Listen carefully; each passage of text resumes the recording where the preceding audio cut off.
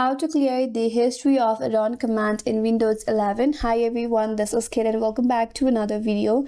And on today's video we will see how we can clear history of run command in Windows 11. So without further delay, let's get started with this video. First of all, navigate to your search icon and in the search bar search for Registry Editor. Here it is, click on it, and now you have to open it up, so click on yes. Once you open up your registry editor, navigate to this path or this bar at the top. You have to clear whatever the path there is and you have to copy this path. You can simply copy this path from the description below.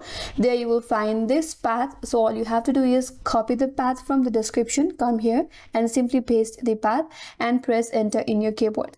After that, you will get to this location. So once you're here, if you navigate to this tab on your right hand side, there you'll have various options. So these are all of the commands on your run. So you have to select all of this except for the default. Once you have selected all the commands, right click on it and here click on delete. Once you delete all of this, your history on the run command will also be deleted from Windows 11.